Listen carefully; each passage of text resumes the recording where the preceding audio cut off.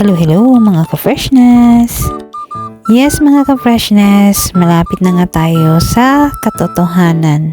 At eto mga ka-freshness, kung napapansin ninyo, medyo malakas na ang hangin, pero blessed pa rin tayo kasi nga hindi ganun kainit ang pag-akyat natin. Kaya eto mga ka-freshness, habang nagpapahinga tayo, ipapasilip ko sa inyo kung gaano kaganda dito sa taas. O diba worth it? Worth it yung pagising ng maaga, pag-akyat ng maaga, at mapagod ng maaga. Eto nga, kino-convince na ako ng kasama ko na sumunod na raw sa taas. Syempre, tamang pa-chill-chill muna tayo dito sa other side. Pero wag ka yung totoo.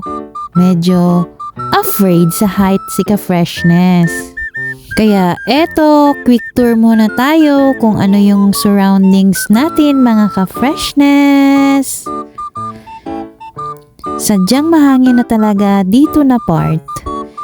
Kaya excite ang kasama ko. Happy on? Ito na talaga yung sinasabi ng isang content creator na si Brother na #blessed and love. Blessed and love kasi nga at my age, nakakayanan ko pang umakyat sa ganito kataas. And syempre, wag na natin sayangin ng oras. Kaya eto, since nakaipon na tayo ng lakas ng loob, ano pang hinihintay natin? Arat na sa peak ng Mount Minandar. Sa totoo lang mga freshness, hindi ako sanay sa ganitong heights. Lalo na sobrang lakas ng hangin. Kaya nga eto, tamang chika na lang ako. Nilinibang ko na lang talaga ang sarili ko para ma-divert yung attention ko.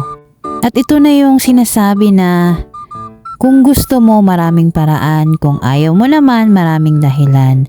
Pero worth it yung desisyon ko na ituloy nga ang pag-akyat ng Mount Minandar.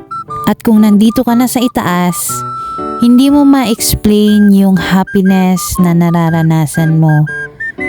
Yung pinaghalong kaba at saya ng dibdib mo.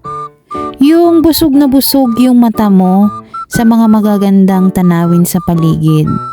At sana nga lang sa next generation, ma-experience din nila kung papaano at kung ano ang sitwasyon pag nandito ka na sa itaas. O sa nagbabalak dyan na umakyat dito, ang payo ko lang, magdala kayo ng isang sakong lakas ng loob. At syempre, isama mo na rin yung makulit mong kaibigan. Nang sa gayon, everybody happy! At patuloy nga tayo sa pag-akyat natin mga ka-freshness. Eto nga, kung napapansin ninyo, hindi ako nakatingin sa paligid. Talagang nakafocus lang ako sa dinaraanan ko. Syempre, afraid nga si ka-freshness sa heights. Eto nga, konting chika-chika naman on the other side. On the peak of the Minandar.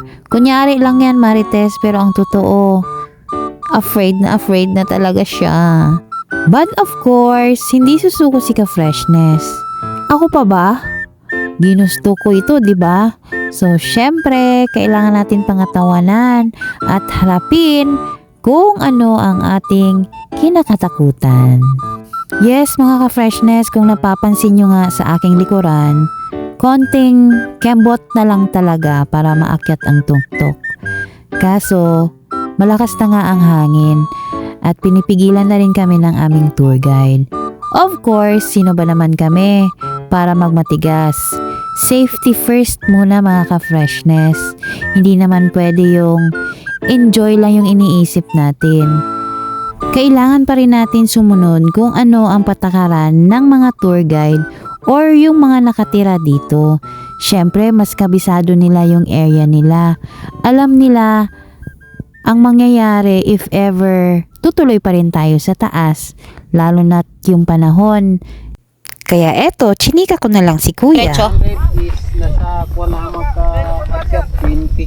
Oh, Ganyan. 20, 15, ganyan. Di man lahat. Survive lang.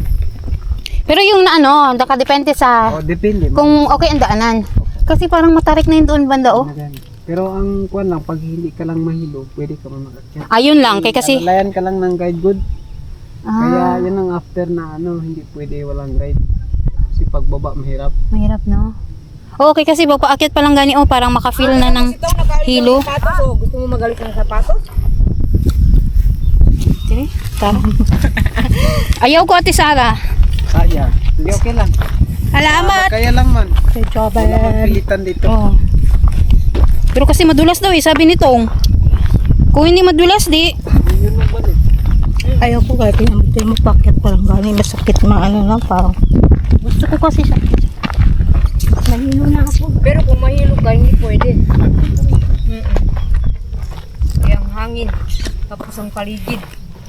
Puros langin ang makita mo dyan. Kaya gani, oh, tinan mo, oh. Pulutin ka dyan sa bakilid. Diyos mio.